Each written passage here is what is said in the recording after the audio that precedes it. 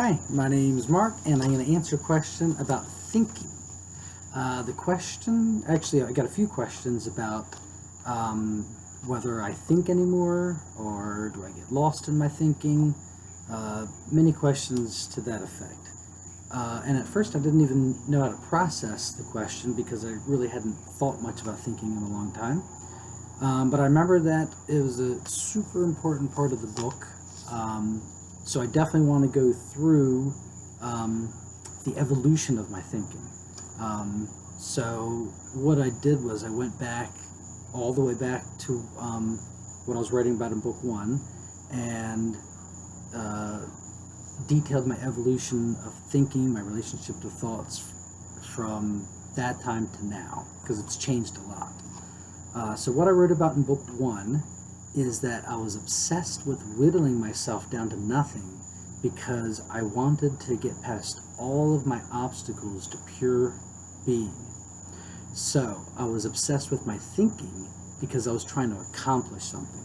I felt like my thinking was, and it's not really not necessarily the thinking itself, it's the aspect, it's the dynamic of where thinking is creating the sense of a self, continually creating a sense of a self by just, I like this, I like that, I don't like this, I don't like that, constantly creating and sustaining the sense of a self. So it's really not thinking, that's just the way I was looking at it.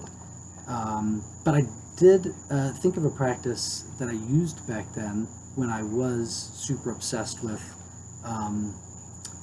giving up thinking, not having any thoughts. One of the practices was if I was going through something where I felt like there was a lot of internal dialogue, a lot of thinking, I'd say, fine, all right, go ahead and do all the thinking you want, but no words. So you can think all you want, no words, no internal dialogue.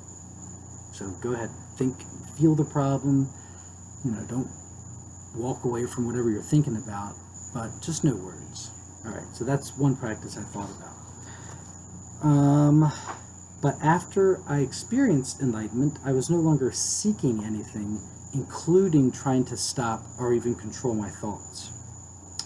And even after the bliss of enlightenment wore off, and I found myself identifying with various thoughts or circumstances, I didn't have the will or inclination to stop it. I didn't see anything as a problem anymore. Because even if I found myself identifying, I wasn't attached to the identification process. I wasn't identified with the identifying. I can see that I was just aware space for this dynamic, and the whole dynamic of identity just appeared as more content in the space of awareness. So identification was even just more content in awareness, not something to try to get rid of. So it's all natural, and I'm not battling with reality anymore. If it comes up, then that's what comes up, and that's perfect or necessary for the moment, and it makes sense whether I could see it or not, so it's not an issue. Now, the next part is something that I'm still not sure about, even as I say this right now. But since I already offered what I considered to be a roadmap of sorts to this perspective of complete seeing, I feel it's incumbent on me to follow up on my experiences if I see potential downfalls or perils on the course of my journey. Now, my personal take on it is that it is what it is, and each individual will see it as either a cautionary tale or an inspirational tale, depending upon your own path. So I want to be clear that I could see it, or I do see it, as all three simultaneously. It is what it is, it's a cautionary tale, it's also an aspirational tale. All three at the same time. Okay, so this is what's happening, or this is what happened in my next phase after I lost the will to change or fight anything, or even work towards anything. Everything was great until it wasn't. It's always the way it is. I won't go into the specifics of my life falling apart until I get into the last chapter, but I already alluded to the intense madness and sadness that I went through. But what I didn't mention was that this lasted for well over a year, and I never even thought about trying to change it. I allowed myself to languish in the most intense pain, and I never even tried to fight it. Now that I'm on the other side of that pain, I honestly don't know if it was necessary to wallow in that pain for so long, and I think it's very important to share that because I don't want to mislead anybody. Now, having said that, if I were to bet money on it, I would bet that it was necessary. Now that I have the benefit of hindsight, I could see that it was perfect for me, and I would not be in a place that I am now without having gone through what I did for so long. I see all that suffering as a cocoon phase for what's been going on with me for this last year. I would feel reckless. I don't know. This is what I wrote. But who is to say if I actually did have to go on as long as I did? I would feel reckless for suggesting it was necessary, so you decide for yourself.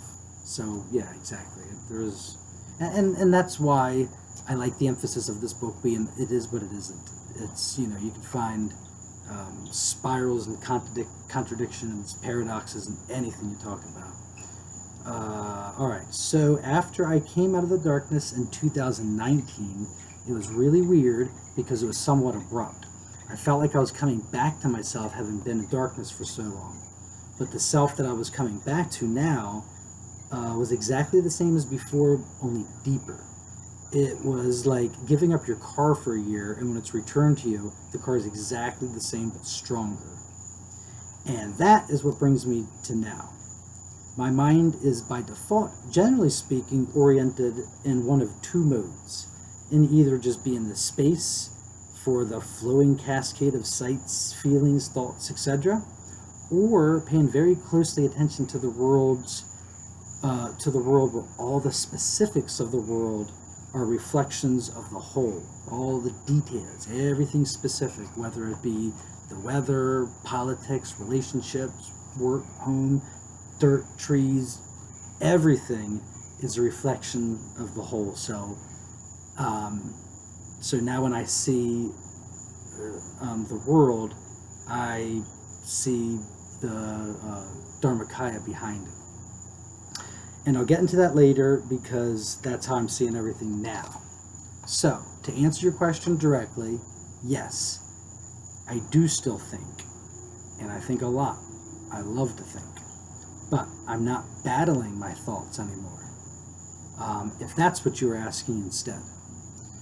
And, but, depending on how you look at it, but now that I'm actually thinking about my mind and how I engage with it, I realize that I do have a practice of sorts.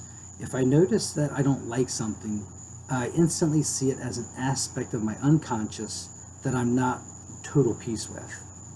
And I'm not judging myself for it. After all, this is all very natural.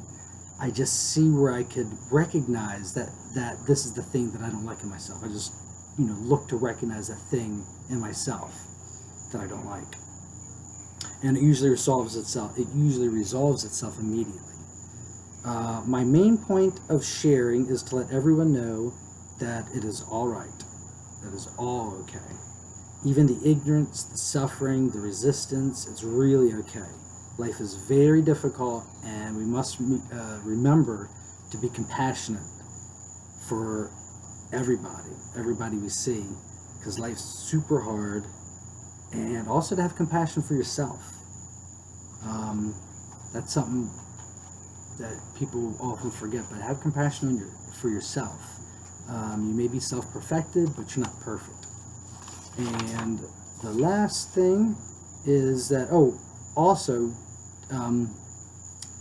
I noticed in the next chapter I'm about to do now, chapter 2, I actually go into a lot of the thinking too, the process that I was going into, leaving off of book 1.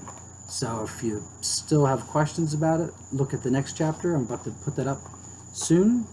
Anybody else have any questions, let me know. Otherwise, have a great one. Bye-bye.